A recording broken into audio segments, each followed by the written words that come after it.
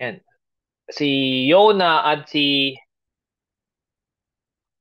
Yo at si Mitay Minasang, Unaji lang. Okay, ang gamit. Si Mitay, more on sa casual conversation to. Okay? Casual conversation. So, same sila ng gamit, pero yung conjugation magkaiba sila. So, parehas sila na like as, just like, such as, pagbibigyan ng typical example, pero sa conjugation lang tayo magkakaiba, minasang. So, pag sa'yo, ang conjugation natin, dalawa. Noun no yoni, verb. Noun no yona, noun.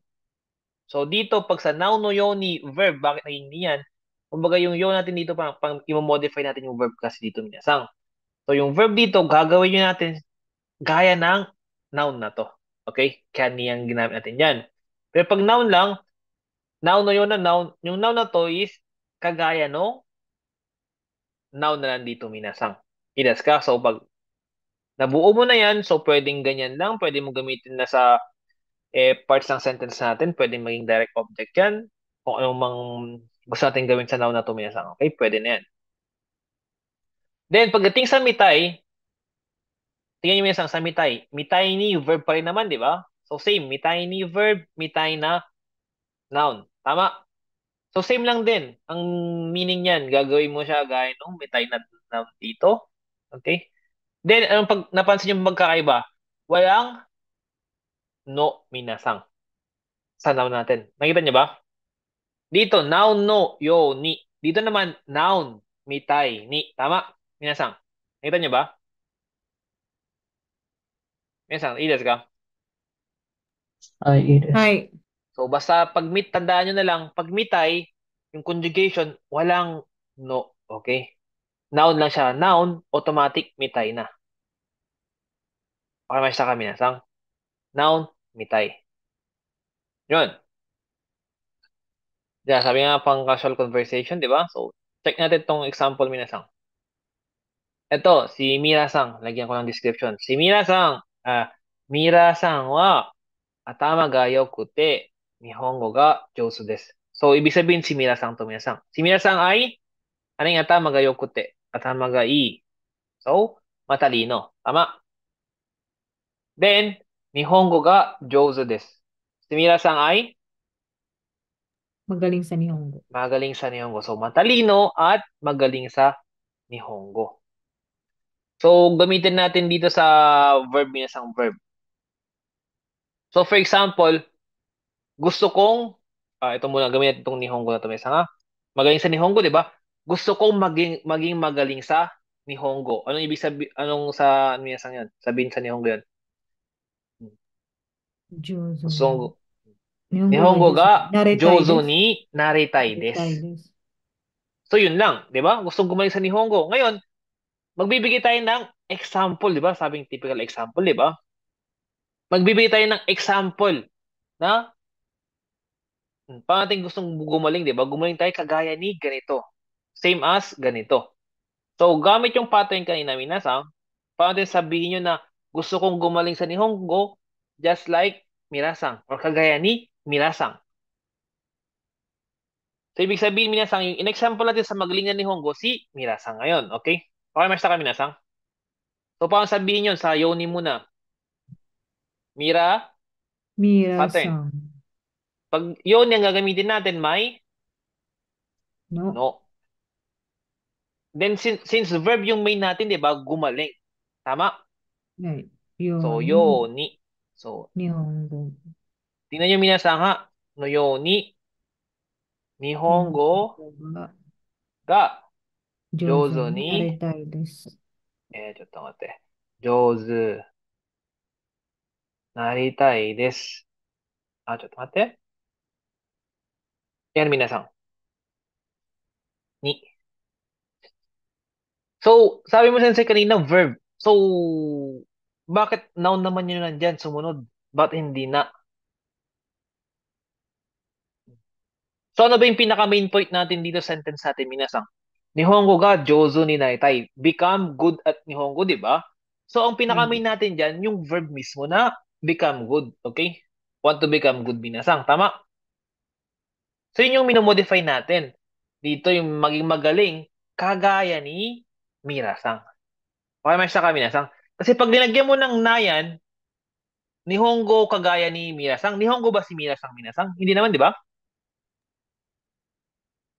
So, ang minamodify natin dito is yung verb naman dito, minasan. So, ibig sabihin, yung verb dyan, minasan, kahit may ganyan na buong sentence, walang problema.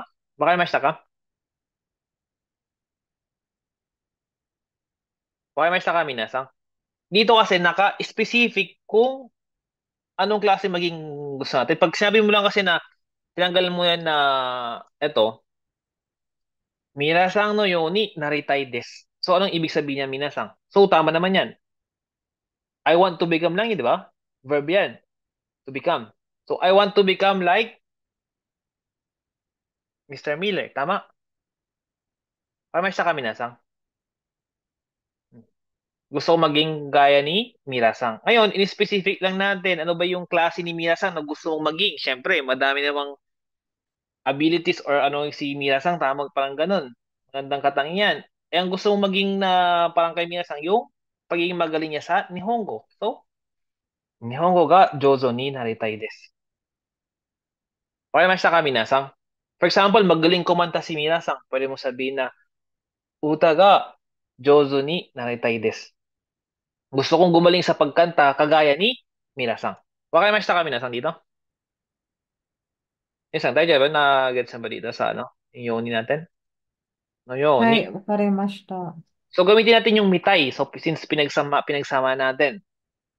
So, pattern, paano naman yung conjugation natin sa mitay? Mirasang? May kasama ba dyan? May kasunod ba? ミラさんみたいに、tama ba? So, pag mitay minasang, wala nang idadagdag. So, diretso na. Noun, mitay na siya. So, sa mitay, dalawa lang naman yan. Mitay ni, mitay na. Tama? Kaso, verb pa rin naman yung pinaka-main natin. So, みたいに。maging magaling pa rin naman yung main natin, di ba? So, mitay ni minasang. So, yun ang tatandaan nyo pag yung verb ang main ko, mitay ni. Okay? Para mas kami minasang. はい。So, ganyan lang siya minasang. Okay? Gusto kong gumaling kagaya ni minasang. So, pag gusto mo mas casual, minasang mitai ni Nihongo Jozo ni naritai. Ganoon lang. Okay? Para mas kami minasang ganun. So, dito naman, based sa picture natin minasang, gamitin natin yung noun no yun na noun. So, dapat yung noun no yun na noun minasang, connected dito, may relation sila. Kaya nga dito minasang, hindi mo pwedeng pagsamahin si Mirasang at si Nihongo. Nihongo just like Mirasang, wala namang ganun, di ba? So, hindi naman Nihongo si Mirasang. Ano ba yung pwede kay Mirasang? Hito to ka, di ba?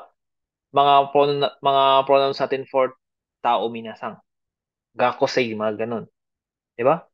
Mga estudyanteng kagaya ni Mirasang. Sensei na kagaya ni Mirasang. Chokoi na kagaya ni Mirasang. Mga ganun Minasang, okay? Nagets ba? So, pag noun no yun na noun, noun mitay na noun, kailangan may connection sila. Tayo ba Minasang? For example, ito gusto pa rin.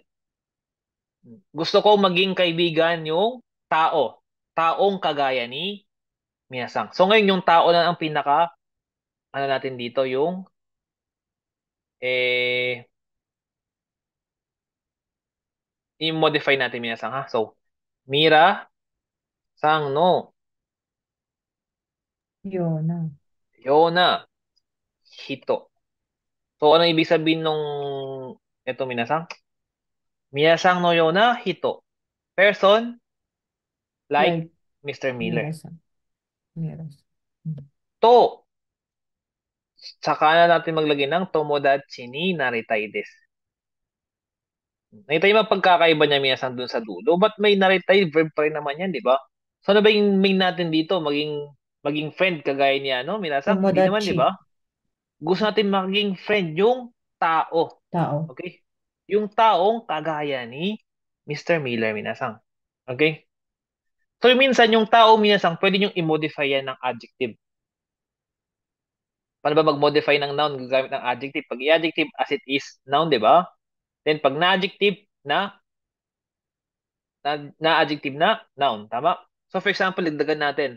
Gusto ko maging kaibigan yung mga matatalinong tao. Kagaya ni minasang, paano sabihin yun? So, matatalinong tao, ito yung i-modify mo dyan. Matalinong tao. Paano i-modify yung minasang, yung matalinong tao? Atama yokote. Atama ga i. Yan ang, atama ga i minasang. Kasi i-adjective. Nga pala. Kasi once na nag-modify tayo ng yung adjectival clause natin, magpa-function na sa as isang noun, di ba? Ay. So, pasok na siya sa noun no yun na noun natin. Kumbaga, ito yung first noun natin, then, second noun na natin to minasang. Kahit sabihin natin na may adjective dito. Adjectival clause na to, minasang. Okay? Tayo ba, minasang? Dito naman, anong pagkakaiba nung dito? Dito, tao lang. Ibig sabihin, general na, Mr. Miller lang gusto mo ano dyan. Dito naman, specific kung ano yung gusto mo. Okay? Minasang no yun na, atama ga, ihito to tomodachi naratai desu. So, maging kaibigan yung mga taong kagaya ni minasang. Okay? Okay, mas ka minasang. Siyempre, hindi lang si minasang. Gusto mong sabihin yan, basta yung mga kagaya ni minasang. Malay nyo, si Sato-sang matalino din. Mga ganun tao. Okay? Okay, mas ka minasang. So, gamitin naman natin sa mitay ito, mitay. Pag mitay naman, minasang, so, sabi nga natin kanina, walang No. yan. Mitay na. Okay? Mitay na, atamaga ihi toto. Ganyan lang siya minsan, same. Dito may yung pagkakaiba dito, di ba? Yan, may no dito, dito, wala. Okay? Dajadas kami na sang. Saan dajadas? Hay, Yung conjugation dajadas. na, pag lumabas sa exam yan itong dalawang minasang, conjugation. Conjugation wise kayo magano dyan. Okay? Lalo dito yung nasa dulo. Nasa dulo or dito sa harap. Minsan, ihahalang, mirasang no mitai ni, magan. Mirasang no mitai na, maganyan. Or kaya, mirasang yo ni, tatanggalin naman yung no. So, madami na ako na-encounter dating ganun minasang. Okay?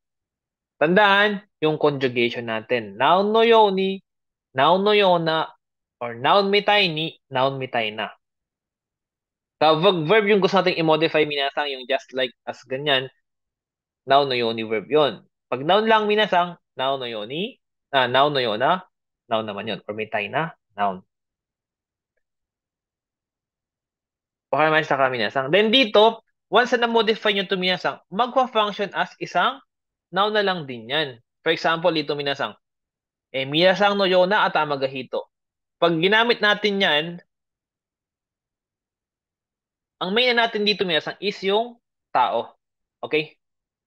Ang main noun natin dito is tao. Minodify lang natin sa gamit tong mahabang to. Taong matalinong kagaya ni minasang. So, ibig sabihin minasang kanina, to ang ginamit natin dyan, di ba? Kasi pag tomodachi naritay, particle to kung sino yung gusto maging friend. So, ibig sabihin, pwede mo nang gamitin sa ibang mga sentence pattern natin yan. So, ano bang mga pwedeng pattern natin sa to? Sa person. Pwedeng maging person ni, di ba? Mga person ni, person o. Tama? Para makita kami nasang. Mga special natin, person ni aitai des, person ga ski des. Oh, yun. Kumbaga maging isang noun na siya, ga ski des. So, pag simple lang yan, hito ga ski des, gusto yung tao. Okay, anong tao yung gusto mo? Minasang mitay na, tama ga ihito ga ski des. Nagets ba minasang? Ga ski des. Ga kirai des. Mga ganun. Or kaya ni aitai des. To ke konstai des. Okay, mas kami nasang. Minasang, tayo ba? Minasang. Hay, To. wakarimashita. So, ganun lang ha. Pag ano na yung no, yun na, mitay na. Okay, dito naman. Desato. O, desato. Minasang. So, desato, desert minasang, okay? Mahimagas. So, dito naman, gamitin natin sa as verb. Ano ba yung verb natin na ano? Ano gusto yung verb natin sa, andito minasang, sa cake na to? Sa dessert na to? Tsukurimasu, tabemasu, dochi? Tabimas. So, tabemasu. So, tabemasu. So, gusto kong kumain ng desato. So, yung desato, madaming klaseng desato yun, di ba? So, ano yung mga klaseng desato? Pwedeng mga matamis, pwedeng yung hindi matamis, may mga Amay. ganun, di ba? May amay, may hindi naman, tama? Hmm. For example, gusto sabihin na gusto kong kumain ng desato. So, as a group kasi yan. So, magbibigay ng typical example sa dessert na yan. Dessert kagaya ng cake. Okay? So, ano ba yung cake, minasang? So, ibig sabihin, ang gusto mong mga dessert, minasang, kagaya ng cake. Ano ba yung cake? Ano ba yung makatangian ng cake? Matamis, di ba? So, ibig sabihin, parang gusto mo sabihin niya na, may mga tatamis na mga dessert ang gusto mo. Okay? Yeah, gawin natin sa sentence, minasang. Gusto kong kumain ng dessert kagaya ng cake. Keki, Keki no yoni. yoni muna. No? No yoni. No yoni. Mhm. Keki no yoni. Tabi. Ay, gusto kong kumain. Ano nga since yung sentence? Mali. Kailangan maging, hindi pala pwede sa verb to. Kailangan, Keki no yoni. Amay hindi siya keki. pwedeng maging verb, binasang pala, gumen. Mhm. Kasi, hindi yung pwedeng gagawa ko ng dessert kagaya ng cake. Ba't may ano yung cake na, no? So, dapat maging yo na to, minasang. So, tanggalin natin yung nasa taas na lang. Yo na. Kasi, dessert na kagaya ng cake nga yung sabi natin, di ba? So, desato. Yan, ganyan na lang. Tanggalin natin to. Hindi siya applicable dyan. Yan. Pwede siguro, Sensei. Hindi sa to tabi-tabi. Mag-iba yung ano, mag-iba yung ano niya kasi wala namang Mhm. characteristics na dessert na tapos yung cake ang ano tapos sabi mas. Yung Okay. ini. So, Chokorima sensei. Kung pag chokorimas mas pwede. hindi rin kasi basta maiba yung magiging meaning niya parang maging Ah. okashi na. So, dapat Hmm. ganyan, de keiki no yo na desato. Then, saka mo lalagyan ng verb na minasang. O, tabemas. Or tabetai desu. Tabetay. Mga ganyan. Tabetai desu. Tsukuretai desu. So, maging ganyan na siya, minasang. Okay? Kasi wala namang ibang characteristic si Keiki na gawin mong pwedeng action. Okay? Kaya hindi pwede, minasang. Yan. Ganyan lang. Now no yo na desato o tabetai desu. Ga suki desu. Mga ganun. Gusto ko yung mga dessert kagaya ng cake. So, pwede mong specific yung desato dito, minasang. Ha? For example, ano ba yung cake? Amay, di ba? Amay. Hmm. Keiki no yo na amay desato o tabetai desu. Ga tabetai desu. Na agad sa binasang. So, amay desato. Gusto kong kumain ng sweet na dessert. Kagaya ng cake. Wakarimashita ka, minasang? Dito. Hay. Hay. So, pag ginawa nating ano yan, mitay. So, Kekimi. Kek kekimitai. keki mitay na. So, ganyan lang yung Hmm. conjugation natin. Yan. Hmm. Keki mitay na amay desato o tabetai desu. Okay? So, ganun, minasang, ha? For example, donna desato tabetai desu ka? To ka. Pag tinanong kayong ganun. Donna desato tabetai? Siyempre, pag fix na yung sabi yung cake tabetai. Kung gusto mong sabihin na ganyan na cake na yun, na amay desato o tabetai desu. Tabetai. Ayan. Gusto ko kumain mga sweet na dessert like cake. Ganyan. Okay, so pwedeng ganyan yung pwedeng isagot yung minasang, ha? So try nyo pag tinanong-tanong kayo, minasang, ha? Pag gusto nyo magbigay ng example. Example, donato korigitai desu ka? Saan mo gusto pumunta? Gusto kong pumunta sa ano, yung tahimik na lugar. Or kaya, mga ganun. Minasang, okay? Yun na, mitai na to, shizuku na tokoro e ikitai desu to ka. Okay? Okay, may sa minasang. Then dito, ano to minasang? Saru. Tama? Right. Monkey. So ito, verb ang gamitin natin. For example, si Asang magaling umakyat ng puno. Sa sobrang galing niya, dinidescribe na si Asang umakyat ng puno Like kagaya na ng monkey. Saru Minasang. So, alam niyo paano umakyat yung mga Saru, di ba? Magaling umakyat yung mga yan. Yun, describe natin si Asang, yung pag-akyat niya. Ang pag-akyat niya ay kagaya ng Saru. So, Asang, wow. Saru, pattern. Isang wa. Saru Saru no no. yo. Pag yoni mo na. Saru no yoni. Yo ni. No. Nobo. Nobo. No. Noborimasu. Or Noboru. kaya niyang umakyat. Noboreru. Ito ka, okay? Noboreru ba? Noboremas. Able to Potential. climb. So, Potential. lagyan din ng ki. Kiga, noboreru. So, si Aisang, kaya niyang umakyat sa puno gagaya ng Saru. So, ibig sabihin, sipin niya kung paano umakyat yung Saru Miyasang. Ganoon din si Aisang. Okay, masta ka? So, no yo ni kiga noboreru. So, pag may tayo naman yan, so, palitan lang natin yung no yo ni. Saramitai. So, magiging Saru Mitai na siya, Minasang. Saru Mitai ni. So, Saru Mitai ni kiga noboreru. Yes ka, Minasang. Pag ilagay mo lang Saru no yo na hito, pag na naman, ano ibig sabihin ng Saru no yo na hito? Same as katulad ng tao yun. Taong kagaya ng unggoy na. Okay? Parang Monkey. nagpangit. Okay. Pangit. Yun ay magiging meaning nun pag nagna tayo. Okay? Tayo, kami na isang so, may tiny ha. So, ang minamodify natin dito yung pag-akyat sa puno, minasang. Yes ka? For example, tong drinks na to. For example, tong drinks na to, lasang, ang lasa ay kagaya ng otcha.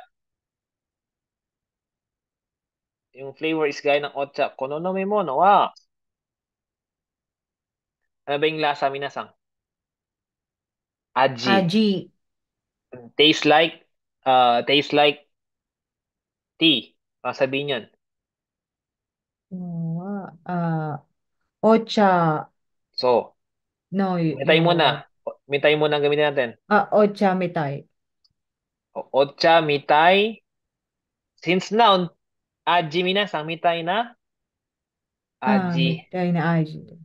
aji des. So, ganun lang. Pag no yo ni, ay pag no yo ang gagamitin natin, kono no mi mono wa otcha yo, di ba? So, dapat may no. No yo na aji des. Yung drinks na to, taste like tea. Dajaw ka na. So, pwedeng ganyan lang din. Okay? So, ganun. So, pag bigyan ng typical example, minsan gamitin niyo yan. Typical example ng noun or kung paano nyo gagawin ang isang verb binasang. Dajaw ka. So, gamit na gamit yan. Ano ba yung gusto magtatrabaho kagaya ng, ano ba yung, sa mga, pag sa Pilipinas, ano yung hayop na pag sinabing trabaho, kalabaw ba? Kahit Kalabaw. kalabaw, di ba? Pero syempre, walang ganoon na kasabihan sa Japan. So, ano ba yung kalabaw sa ano?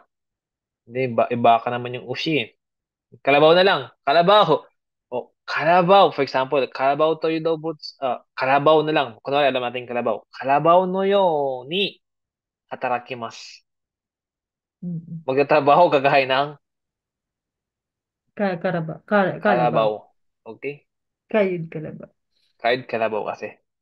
Para may sa kami nasang. For example, ano ba yung mga maglalakad gaya ng ng pusa, 'di ba? Yung catwalk. Alam mo yung catwalk sa mga model minasang? Ano yung catwalk na sinasabi na pag sa mga modeling? Yung pa kasi na parang naggagawin na Hi. Oh. Mm-mm. Hmm. Neko no yo ni arukimasu. Diba? Mga ganun, minsan. Okay? Hmm. Or kaya, ano pa yung mga natin? For example, maglalangoy ka, di ba? Yung mga ano, siswimming ka gaya ng isda. Paano ba yung isda? Yung parang gagawin ganun. Sa kanan no yoni, Sa kanan na yun, oyogimasu. Mga ganun, iyoyogi. okay? Mga ganun, minsan, pag magbibigay ng mga example lang. Hmm. For example, sino ba yung pinakamagaling na singer natin ngayon sa Pinas? Sino ba yung sikat na singer ngayon? Madami, sensei. Bigyan ng isang singer lang. Sino Na, ba? for example, sabihin nyo na, kakanta ako kagaya niya, no? Kagaya Si ni ano? ganitong singer na to. Ibig sabihin, gagayahin niyo yung Ay, style niya, ganun. si Sarah Geronimo. So, Sara Geronimo no Yoni O tayo. Utaimasu. So, ibig sabihin, kakanta ako kagaya ni Sara Geronimo. Ibig sabihin, gagayahin mo yung style ni Sara Geronimo minasan, okay? Kung paano siya kumanta. Kasi nga, yan, siya yung binigay mong example, di ba? Kung paano siya yung way niya siya kumanta, yun ang gagayahin niyo. Kaya mas kami minasan. Kakain ako gaya ng mga Japanese. Nihonjin no yo ni tabemasu. Paano ba kumain yung mga Japanese? Minasan, naka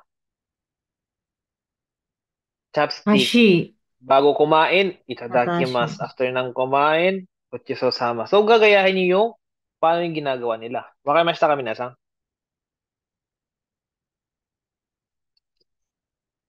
Hai, wakarimashita. Then, noun no yun na noun, siguro mas okay minasan yung noun nyo dito, yung parang ginawa natin kanina, ito to. Instead na minasang no yo na hito, di ba? Lagyan natin ng specific dito. Okay? Mas gamit na Mitay. minsan. I-modify nyo gamit ng adjective natin. For example, minasang mitay na hansamu na hito. Ito ka. Okay? Yung handsome person like minasang.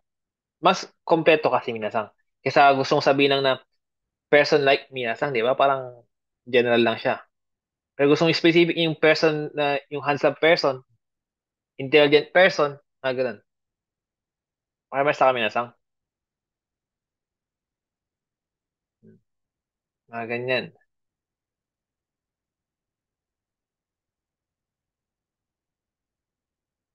Ano ba? Yung person pwede yung person like angel, parang ganyan. Tensino yo na hito.